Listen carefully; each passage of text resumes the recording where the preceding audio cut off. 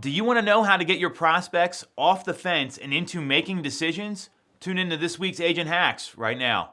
The real estate industry is full of people doing things a certain way because that's how they always have been done. These are not those techniques. If you want to get punched in the throat with the most aggressive and innovative ways to generate business and run your real estate practice, check out Agent Hacks. So we all have been there. We've had that prospect that just can't make a decision. They're going back and forth. They're nervous about what's going to happen next. They want to make the perfect decision when it comes to housing. And I don't blame them, by the way, to be very clear. These are big financial decisions, so I support that totally.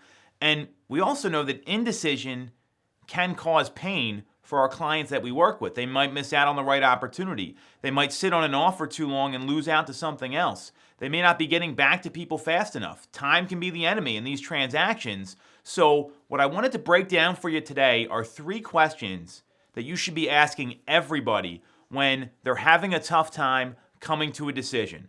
Because as much as we'd all like a couple days to make these real estate decisions, you don't have that much time.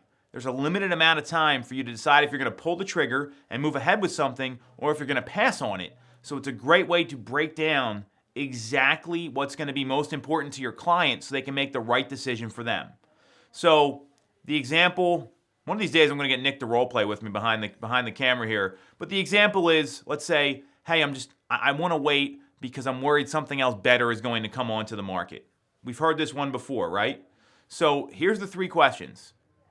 So, hey, Nick, what's the worst thing that happens if you make an offer on the home? And they're going to tell you what the worst case outcome is. They don't get it. They see another home they wanted to buy 6 months later.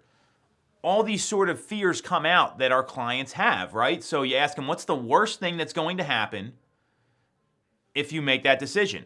Then you follow up with the second question, what's the best outcome that you could expect if you make that decision? Or what's the best thing that would happen? And they'll say, well, we'll be happy here. We're going to raise our family here. We're going to be really, really excited that we got this home and locked in a historically low rate, et cetera, et cetera. And then the third question, here's the clincher. What's the likely outcome here? Because that's where they need to get to. It's never the 2 extremes.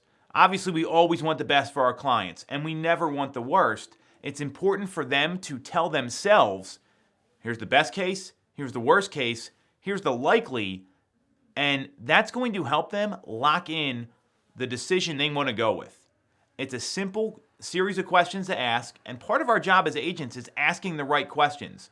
So you start implementing that when you're working with people and they're having a tough time or they don't know what to do or there's some uncertainty, invariably you will close more business, and most importantly, you're going to help your clients do the right thing, which is fundamentally the job of any great real estate agent. Hope you found this helpful. You need anything? You know where to connect? Otherwise, we'll be back next week.